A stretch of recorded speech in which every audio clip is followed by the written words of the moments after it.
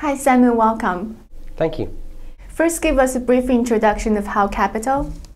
HAO Capital is a Beijing-based private equity firm.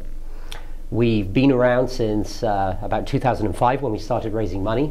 In total, we have about $500 million under management. We've done a number of co-investments as well, about another $50 million. We typically take minority investments in growth businesses in China. There are three main sectors that we target. Firstly, the healthcare sector. We like the consumer sector, and also in the industrial sector, where we specifically focus on light industrial services and products, and that can include clean tech. You had a joint venture with TCL Corporation to invest in Chinese diagnostic imaging companies. How has that been progressing? The per capita spending on medical equipment in China is very low. I mean, it's really a few dollars per capita, compared with $100 to $300 even in the developed Western world. So, an enormous opportunity for this market to grow. As we looked at the market, we identified that actually the human talent or management capability is really the missing problem. And if we could deliver that in some way, then we might have an interesting edge in investing in equipment companies.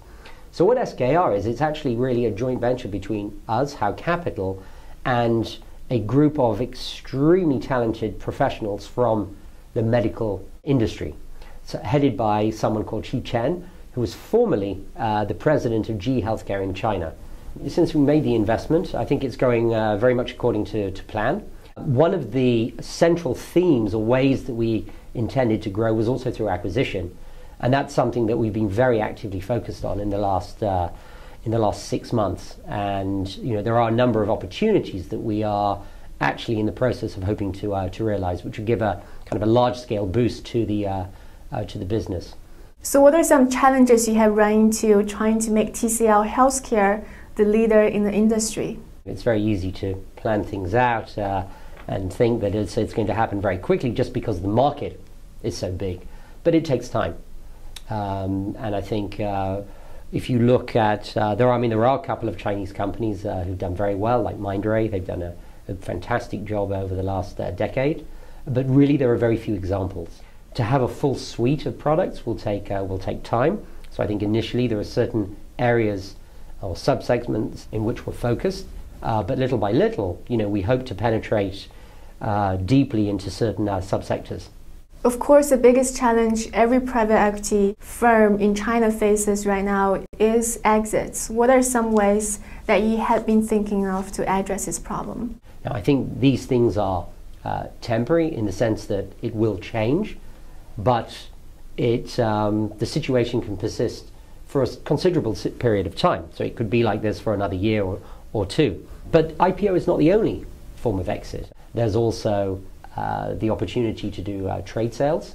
Other private equity funds, so larger funds, buying positions of, let's say, smaller private equity companies, so kind of transactions between private equity funds. And there's also, ultimately, share repurchases, so redemption, share repurchase, put, these types of things.